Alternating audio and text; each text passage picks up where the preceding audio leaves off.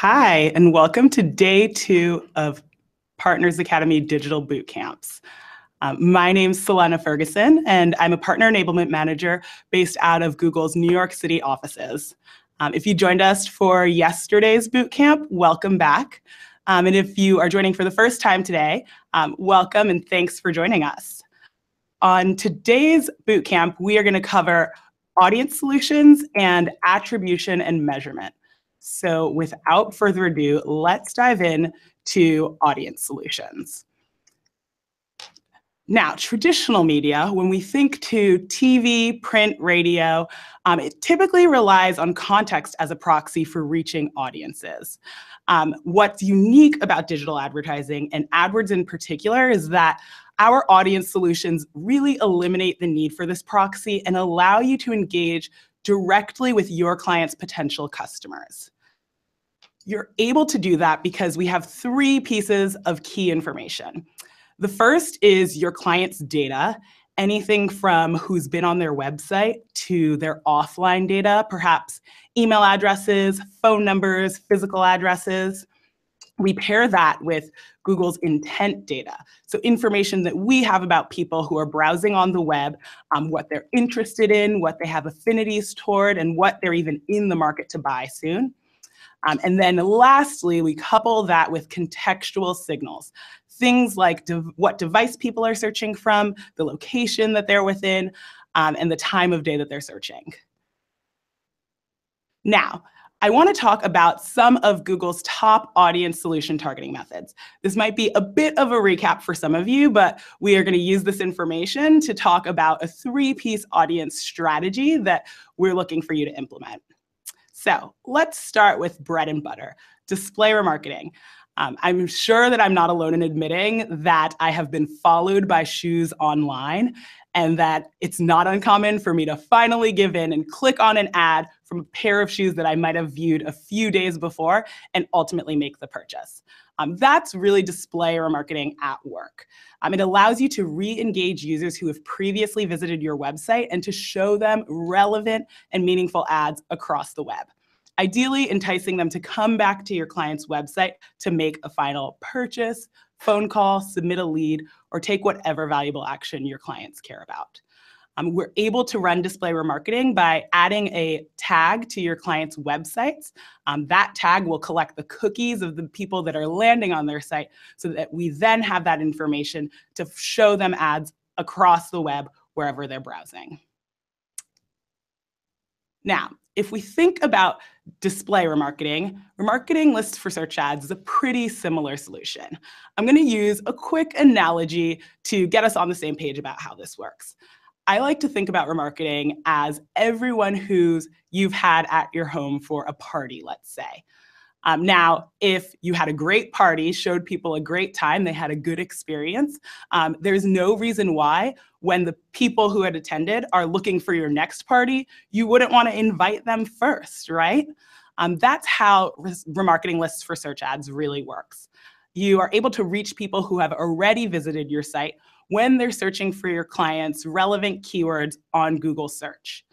I'd like to stress that keywords are still really at the core of remarketing lists for search ads. So we're not showing ads to just anyone who's been on your website on search, because that wouldn't be the most relevant user experience for someone.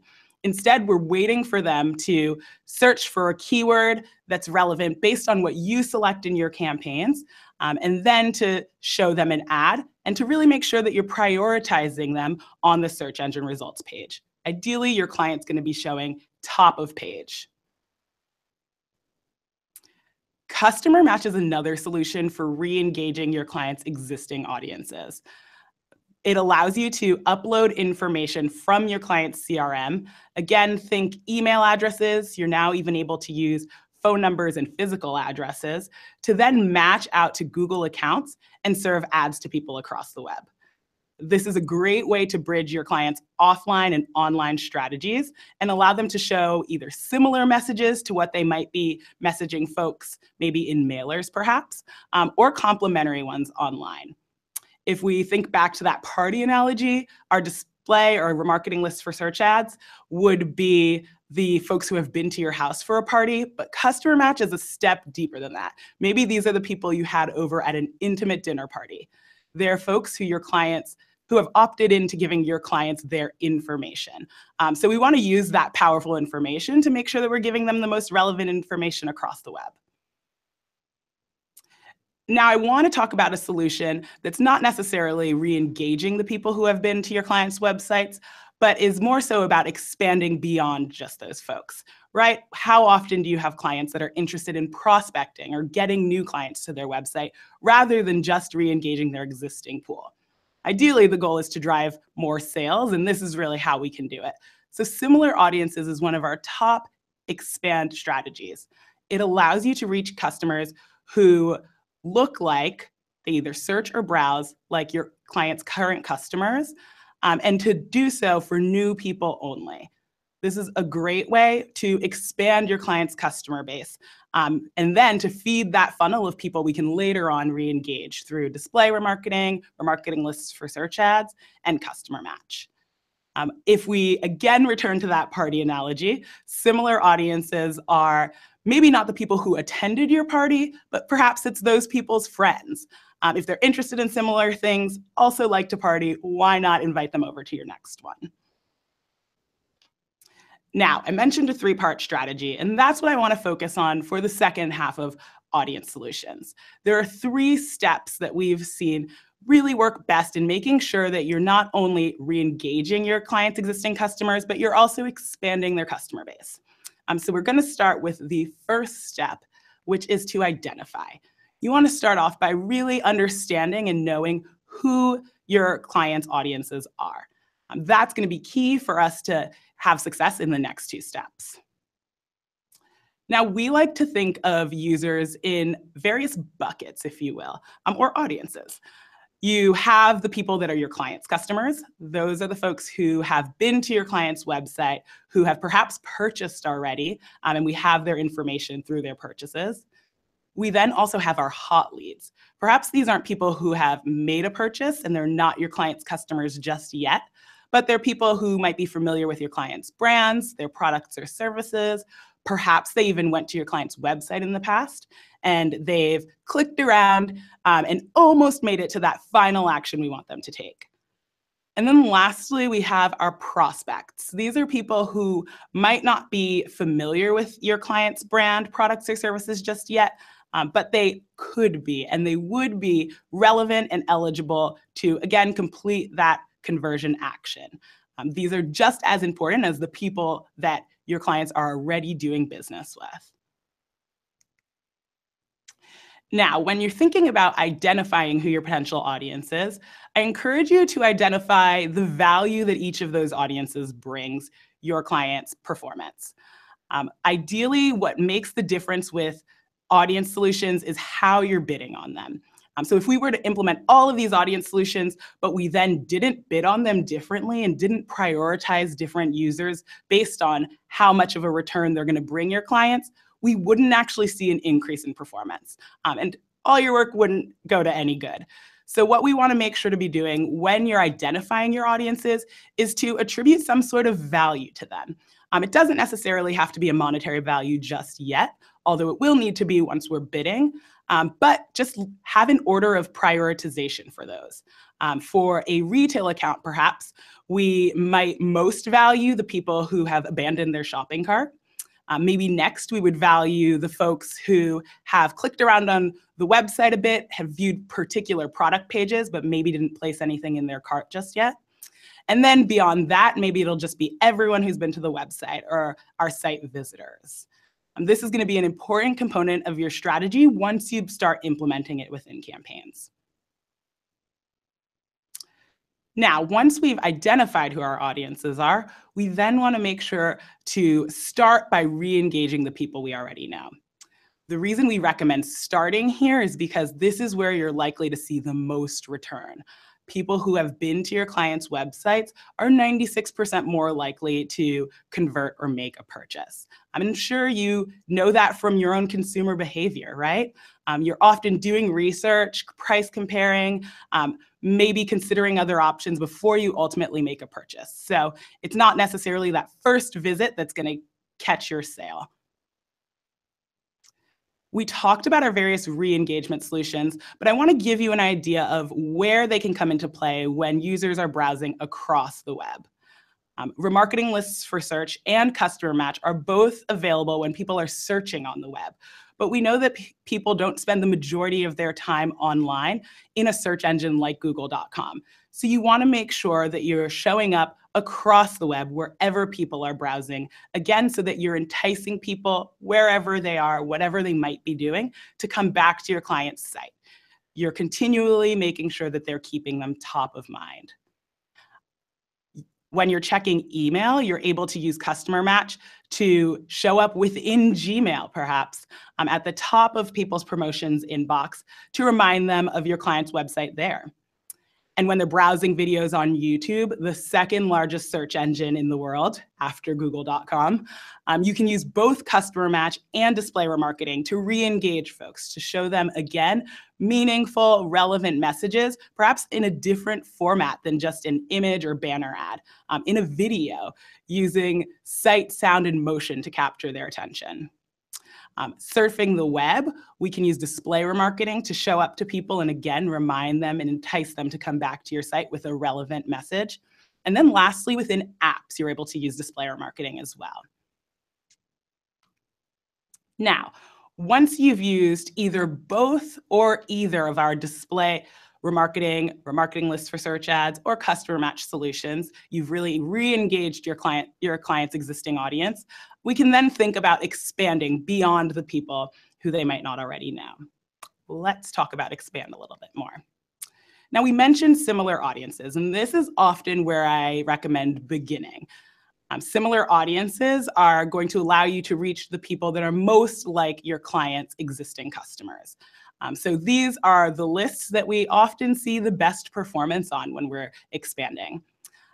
These audiences are automatically created based on your existing remarketing lists or customer match lists. So in terms of creating these, they will show up automatically within your accounts once there's enough data for our algorithms to identify who is similar to people on those specific lists.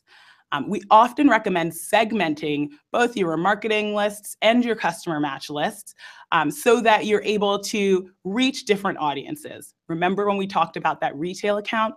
Ideally, you have a list for your all website visitors, you have a list for specific product page visitors, and then you have that abandoned shopping cart list.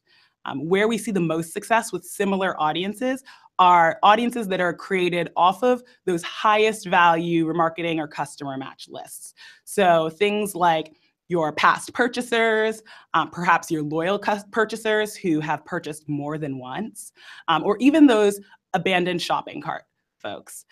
These are the people who are more or less your client's converters. And so the folks that are similar to them are going to be the most likely to convert as well. Another expand strategy is using what we call in-market audiences. This is an interest targeting option within AdWords that allows you to show ads to people that are likely to convert for a specific product or service in the near future. If we're starting with similar audiences, this is definitely where you want to expand next.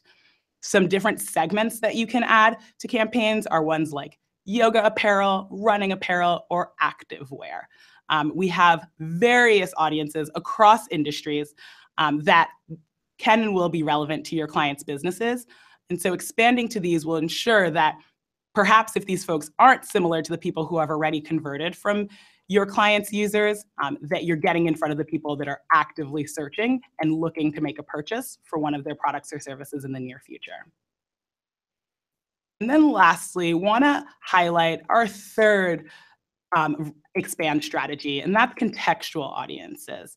This allows you to show information and ads to users who are on sites that are contextually relevant to what your clients offer.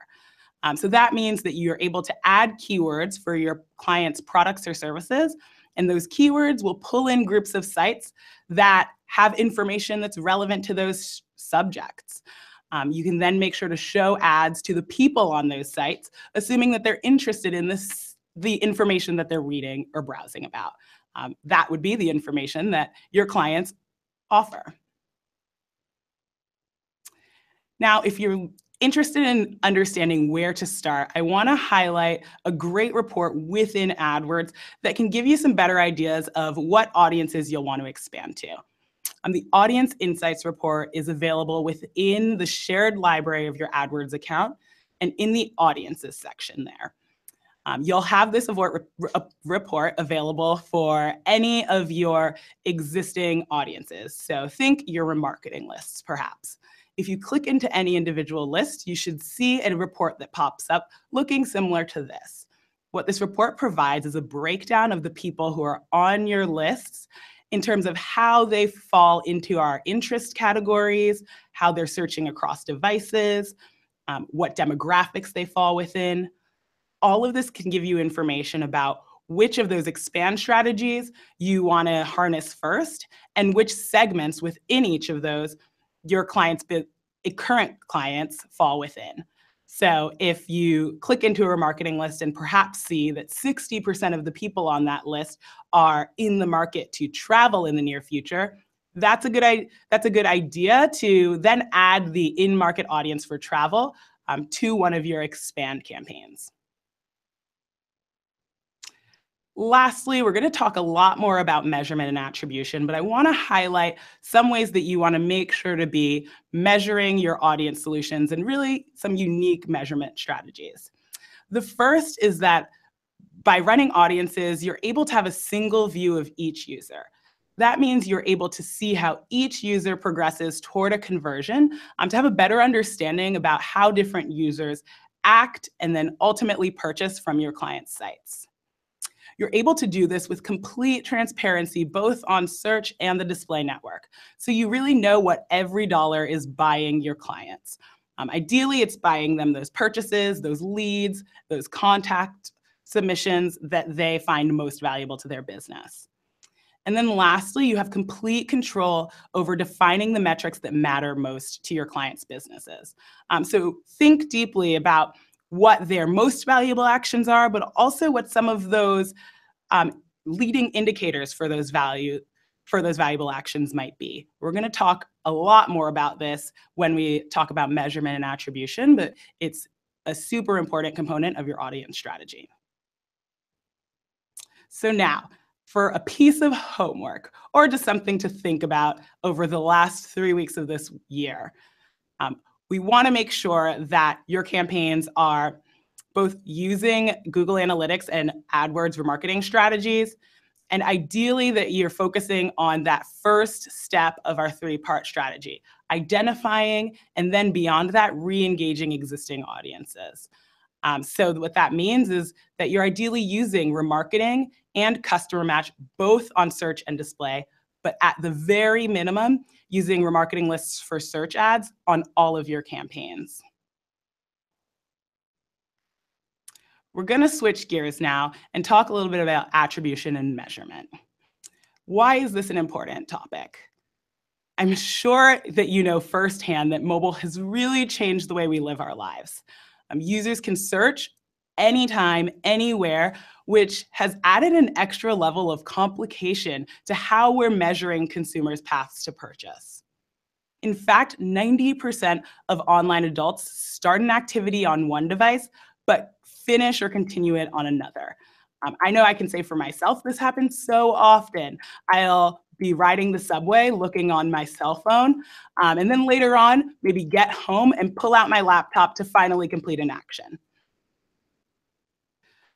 What we want to be doing is we want to make sure that we're measuring all the valuable actions and attributing those values across all of the campaigns, ad groups, and keywords you're running so that you have the information necessary to really act on it, to optimize for better performance, and really unlock growth opportunities for your clients.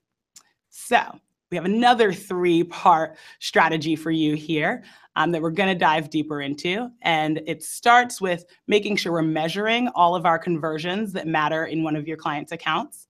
that we are shifting our attribution model from a single touch to a multi-touch attribution model, which we'll talk a lot more about, and then that you're using all of this information to optimize your clients' bidding, their keywords, their budgets, to really help achieve the best performance possible. So let's dive a little bit more into measurement. The very first step to making sure that we're measuring correctly is that we have conversion tracking enabled. This is going to help make sure that you understand whether the people that are getting to your client site are completing the valuable actions that we want them to.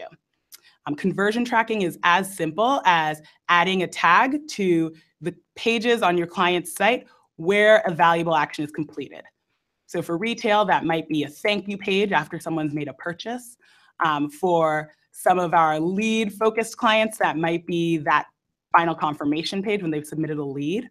Or for some other clients, it could be things like a contact us page, a page to get directions to their physical location, and various other actions. In fact, there are tons that you can measure, both through AdWords and Google Analytics.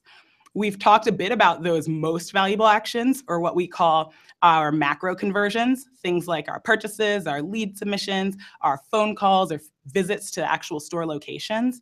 But there are also many other actions that could be relevant and useful to measure for your clients. And some of those we call micro conversions. These, again, are those leading indicators that someone's getting closer to taking that valuable action. You can also think of these as just ways to understand how deeply customers are engaging with your client's website. So some examples of these can be newsletter submissions, emails, form entries. They could be time on site, the number of pages visited. The opportunities are endless. Ideally, what we want to make sure that you're doing is that you're counting every single one of these actions that are valuable to your clients within AdWords. A few other best practices for conversion tracking in particular, we want to make sure that you have Google Analytics and AdWords linked so that you not only get information about what happens when someone sees an ad, clicks on it, gets to a website, and completes that valuable action, but you also have information about what other things they're doing on the website. By linking your Google Analytics account with AdWords, you're able to import website-related metrics into Google AdWords. You are also then able to see AdWords metrics within Google Analytics if that is your reporting source of truth. You'll also want to consider the look-back window for your conversions. Conversions typically default to a 30-day look-back window, which means that we're measuring the click and then within 30 days, a conversion that comes afterwards. But for some businesses, this look-back window isn't sufficient. If you think about perhaps purchasing a car, you might search for a particular maker of cars or a model, click on an ad, but by the time you actually complete that purchase, it could be far beyond 30 days. For many industries, it makes sense to increase your look-back window beyond 30 days so that you're continuing to measure conversions if it takes folks 60, sometimes even 90 days to make a conversion after they've clicked on an ad. When relevant, you want to make sure to be tracking the value of conversions as well through dynamic values or e-commerce tracking on Google Analytics. This makes the most sense for people whose conversion actions have a dollar amount attributed to them. Ideally, we want to be able to know not only how many conversions we're bringing in, but how much revenue each of those conversions is driving for your clients. And now we also want to make sure that we are including as many conversions as are relevant to your client's business in your conversions column. If we think back to our macro and micro conversions, it may be the case that you only want to include your macro conversions within your conversions column. Why you would want to include those in your conversions column is really so that you can optimize against those conversions. But again, those micro conversions are still important for us in understanding what's happening on your client's website. So perhaps those are ones that you include in your monthly reporting to your clients, or those are just ones that you have in your back pocket for conversations with your clients regularly about how people are engaging on their website. And then lastly, we want to make sure that within each conversion, you have the correct conversion count setting. There are two options for each conversion. The first is to count one conversion for conversions, or the second is to count every conversion that a user is making. There are different reasons why you want to do each.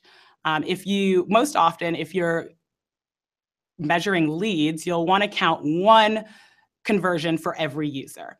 And that just means that if someone submits 3 leads for the same, let's say, education program, perhaps, that you're only considering that as 1 lead for your business.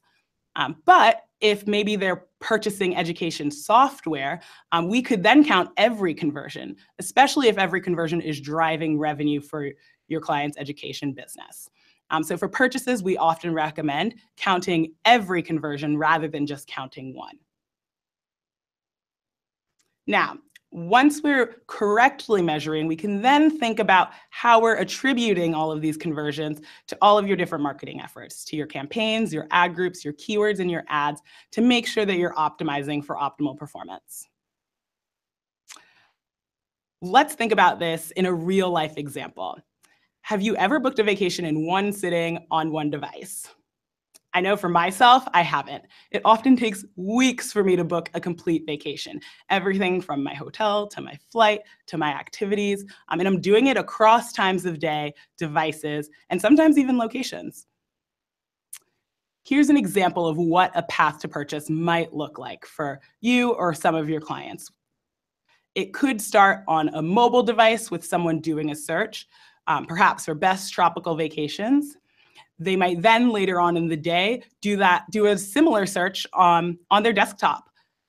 Beyond that, they might be browsing the web on their phone later on, encounter ads there, and then finally do another search on their desktop device before booking. Now, a question you might want to pose is, which of these interactions is responsible for the final purchase?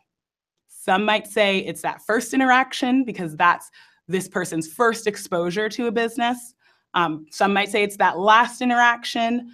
What we like to say is that all of these play a part in someone making a purchase, and that's really how we want to measure. So I want to talk a little bit more about attribution models that are available within AdWords. But first, let's discuss what an attribution model is. An attribution model is a rule or set of rules that determines how credit is assigned across touch points along a conversion path. We have various attribution models available in Google AdWords at the moment. We have 2 that are what we call a single touch attribution model.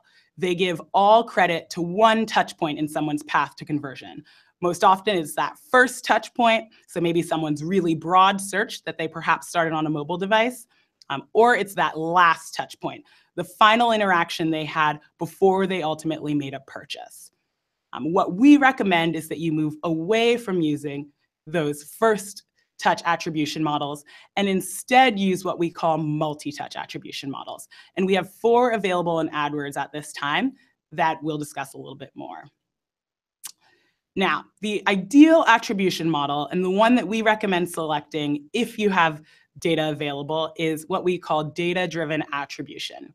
This is a custom attribution model that's built for every single account. So it's unique to your client's accounts based on how people are searching, what they're interacting with and when, and what's ultimately driving conversions or not driving conversions.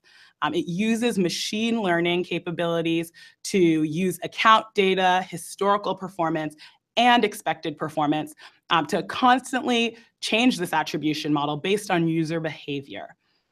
Conversion credit is distributed across touch points, but it's distributed at various levels based on how valuable a single touch point is in driving conversions. Again, it learns and adjusts over time as well. So it gets better and better with more information, which is why there's actually a data prerequisite to opt into this one.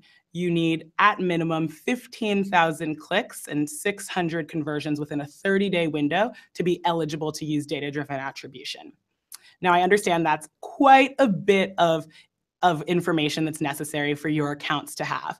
So if there by any chance is a case where you have clients that don't yet qualify for data-driven attribution, we have 3 other attribution models that we'd recommend switching to over a first-click or a last-click attribution model. Now, those attribution models are what we call a time decay attribution model, a linear attribution model, and a position-based attribution model. A time decay attribution model will distribute credit differently across touch points based on how recent to the conversion they took place. So that last click before a conversion is going to get the most credit. The click before that is going to get just a little less credit than that one. The click before that will get less credit than the one before it, and so on and so forth. We typically recommend this attribution model for clients that have a conservative growth strategy. Perhaps they've been running on a last click attribution model, which is what AdWords actually defaults to, and they're not yet ready to move to something a little bit more aggressive that distributes more credit to some of those first touch points. Next, we have a linear attribution model. This one distributes credit evenly across all touch points. This one we'd recommend for clients with moderate growth strategy. I typically lean toward time decay or the last one, which we'll discuss, a position-based model, over the linear model. But if you're having trouble deciding, linear is a safe bet because all of your touch points are getting equal amounts of credit. Lastly, our position-based model is for some of your clients that might have a more aggressive growth strategy.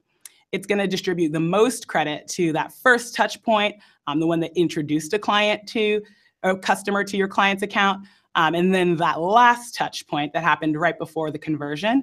And then we'll evenly distribute the rest of the credit across the touch points in between the two of those. Again, this is for some of your clients with an aggressive growth strategy. Think maybe some newer businesses, ones that are in emerging markets, that want to have information both about what's driving the conversion, but also about how people are first encountering their clients' ads. Now, the reason we're recommending moving away from our last click, which is the default in AdWords, or even a first click attribution model, is because we find that focusing on a multi-touch attribution model and optimizing for that information will drive more conversions for your clients. This is the information that you really want to base your decision on, right? It's going to get you better performance. And the benefits of doing so are endless, honestly. It's super easy setup. It'll take you less than 2 minutes. It's the flip of a switch to change attribution models. You're automatically including cross-device conversion information within these attribution models. So you're not just optimizing for people who are on a single device, but you're optimizing for people like me who are searching on their mobile phones and switching to their desktop phones, perhaps even switching to another device before they ultimately make a purchase. You have automatic reporting and integration. This won't vastly change how you're reporting for your clients, and it's compatible with smart bidding, all 4 of the solutions that we talked about yesterday. But changing your attribution model isn't enough. If you make sure you're measuring conversions and then switch to a multi-touch attribution model, there's still one step in making sure you're able to achieve better performance. And that's acting on all of that information that you have in your accounts. What you'll most commonly see from moving from a single touch to a multi-touch attribution model is one of 2 things. A lot of times we'll see that mobile devices are getting more credit than they previously have. This is often because mobile is a device that people use for research, and that is increasingly becoming a device people are converting on, but still often has lower conversion rates than desktop across most industries. So moving from just valuing that final touch point, which often happens on desktop, to valuing all touch points, ones that are happening across devices, will often result in you seeing more conversions for mobile devices. Another thing that you might see are that some of your upper funnel keywords, those broader keywords that you might be bidding on for some of your clients, will also see more conversions.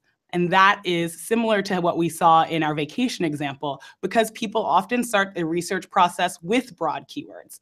And if we're just measuring our last click, we're often measuring when people are searching for your client's brand and they already know about them and are looking to make that conversion.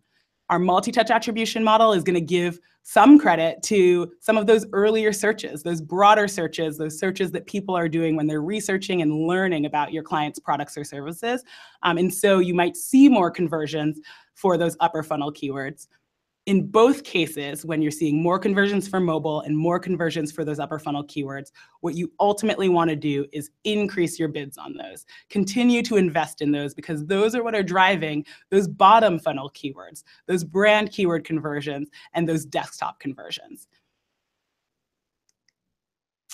Now I'm going to end with one last piece of homework or thing to think about as you're going into 2018 with your clients. First, we want to make sure that you're set up for success and measuring all of those conversions that are valuable to your clients' accounts. And then you want to make sure that you're choosing the correct attribution model for them. There's no time better than now to start opting into a different attribution model and to start optimizing for it too. We recommend using data-driven if your client has enough conversions.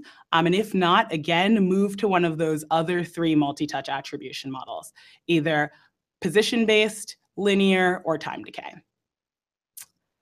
And with that, I want to thank you for joining us, and we will take some time for questions.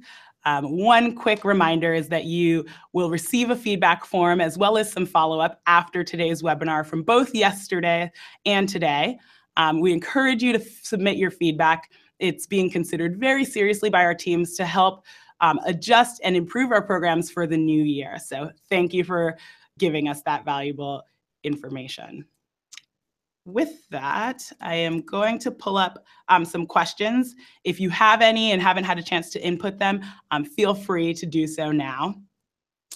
Let's see. Okay, I'm seeing one for Ball. It says, from Ball, it says, what level of customer data do we require to generate or create similar audiences? There's not a one single threshold for the amount of data that's necessary to generate similar audiences.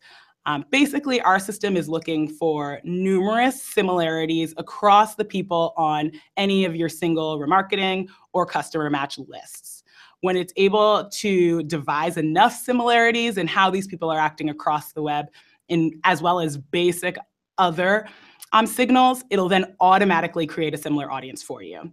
So if you're not yet seeing a similar audience for any of your lists within your account, you might want to consider perhaps driving more traffic to those lists, which will increase the size and can help us generate a similar audience, or perhaps expanding the duration of those lists, which will allow us, again, to get more visitors and then to have more similarities to base those similar audiences off of.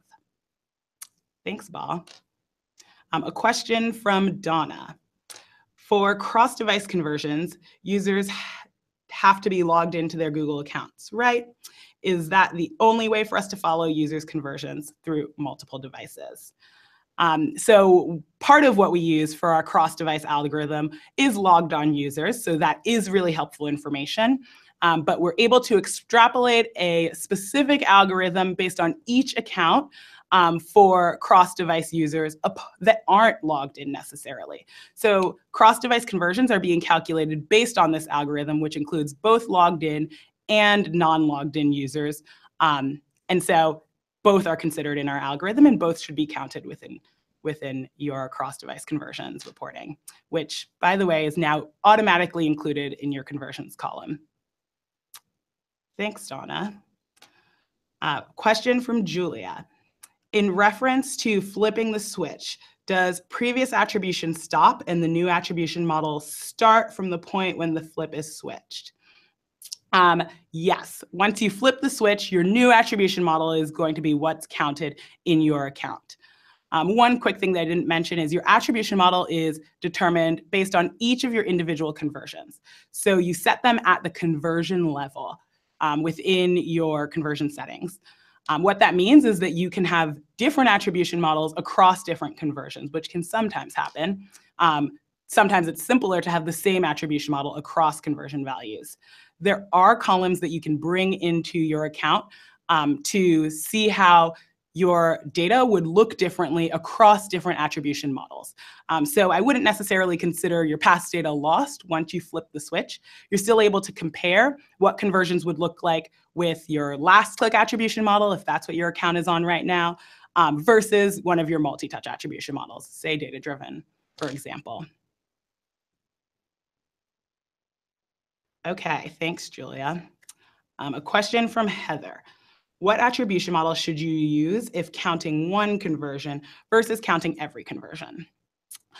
The attribution model that you use shouldn't necessarily change based on your conversion count setting. So I would more so consider your client's business strategies and how aggressive or conservative they might be in measurement and reporting. I would much more likely consider these things rather than the count of your conversions. You can use any of the attribution models, whether or not you're counting one single conversion for every action or numerous conversions. Thanks, Heather. Question from Diana. What is the best way to measure the impact of a branded campaign on broader or general keywords? So a great question, as are all of these. The best way to measure the impact of a branded campaign on some of those broader keywords is by switching to a multi-touch attribution model. It'll basically do that work for you. What it'll do is it'll take the credit that was previously, if you were on a last click model, just going to that branded campaign, and it will distribute it across some of those broader or more general campaigns or keywords within your account. Some other reports that you can consider within AdWords are things like those assisted conversions reports, which will show you keywords, campaigns, and ad groups that didn't get the conversion credit, but instead assisted them, perhaps if you're using a last click model. That's also really valuable information in understanding what people's other touch points were in their path to purchase. Most often, you're gonna see that branded keyword as that final step. Thank you, Diana. A question from Michael, it looks like. Is it possible to get logged in user info or data when they visit your site using Google's public API? We do not recommend collecting sensitive data from your clients when they're on your websites, and it's actually included in our remarketing policies. We want to make sure your pixels aren't capturing information from your users apart from their cookies, information that'll just let you know about how they're browsing. Thanks for that question, Michael. And Amber, a question from you. It looks like I've set up remarketing audiences before and the ads were restricted to only showing to that audience. What did I do wrong? I want to continue to serve to new audiences as well as to retarget to return visitors. It sounds like you might be referring to remarketing on the search network in particular. There are two settings when you're setting up a remarketing list for search ads campaign. If you're adding your audiences to an existing campaign, what you'll likely want to do, and it sounds like what was your goal here, is you'll want to select the setting that's labeled bid only. That allows you to show both to the folks that are on your audience, as well as to the folks who are searching those keywords but aren't on that audience. Ideally, what you do in this case is you add the lists to this campaign and then you bid higher on the people that are on your remarketing list versus the people that aren't. And that way, you're prioritizing to show to the people who have been to your site before, but you're not completely cutting off traffic from those folks that haven't. The other setting that's available is what's called target and bid. And this might be the setting that was selected for this campaign, and it will restrict all of your traffic to just the folks that are on your list. A reason that you might want to create a target and bid campaign is perhaps if you want to start showing ads to people who are on your lists and maybe searching for broader keywords that you're not willing to invest for just anyone. That could be a reason that you would want to restrict the traffic of your campaign to only the folks who have been to your client's site. Again, you'll just want to make sure if you want to show to both the people on your list and the folks searching those keywords that aren't on your list, that you're using the setting that's labeled bid only. Thanks for that. Amber. It looks like Lamine, we have a question from you. We always use last click because we're looking to get more leads. What is the best and most relevant attribution model to drive more leads as we also are trying to capture a lower CPL or cost per lead? So our last click attribution model is only going to let us know what that one action was right before someone submitted a lead. But often if we cut off all of the activity that happened before that one last click, we might not have even got in that click. That's the reason why we're suggesting moving away from just that last click attribution model. One that might make the most sense here, since it sounds like you're used to having optimized for a last click attribution model, is to move to something like a time decay model. And this way, that final click is still getting the most credit in comparison to all other touch points, but we're still giving credit to those other touch points. What we want to avoid doing is turning off some of those maybe upper funnel campaigns or some of those mobile focused campaigns because those are what are feeding those last clicks for us. So by having visibility into whether or not those were part of someone's path to conversion, it can make sure that you aren't undervaluing some of those initial actions that led to someone clicking and then finally making the conversion just after that click. So in this case, I would say that you could potentially try a time decay attribution model, and it might be what's most comfortable for you since you've been optimizing for last click in the past.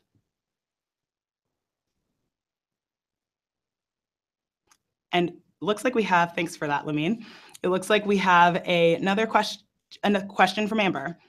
Is there an attribution model that is most commonly used? So at the moment, the most commonly used attribution model is last click attribution, and that's because it's what your AdWords accounts default to. So as partners, we are looking to get the word out to you first about the power of switching to a multi-touch attribution model and why this is going to give you more valuable data for your clients' accounts. Ideally, what we hope to see in the future is that something like our data-driven attribution model is the most commonly used one across accounts. I will say that in working with partners, the attribution model that I'm seeing folks move toward the most is that data-driven attribution model because it's really customized for each of your individual clients' accounts. So if you have enough data to opt into that one, that would be where I recommend you starting. If not, again, we'd want to move to one of those 3 multi-touch attribution models. Ideally, those 4 will be the most commonly used in the future. Thanks for that. And now, Joanna, question from you. Can you please explain why first and last click are not recommended? Sure. So our first and last click attribution models are really only zeroing in to one touch point in someone's entire path to purchase. If I perhaps wanted to join a gym, this was something that recently happened in my life, and I had numerous people refer me to a gym, show me around the gym, recommend the same gym. Who do I then give the referral credit to? That's kind of how we want to be thinking about our attribution models. We don't want to have to choose between just one touch point to give all of the credit to. Ideally, we want to distribute credit across all of those touch points. We can distribute credit evenly across all of them, or we can say that maybe the first person who told me about the gym was the person who, really pushed me the most toward making that decision, or perhaps it was that last person who pushed me over the edge.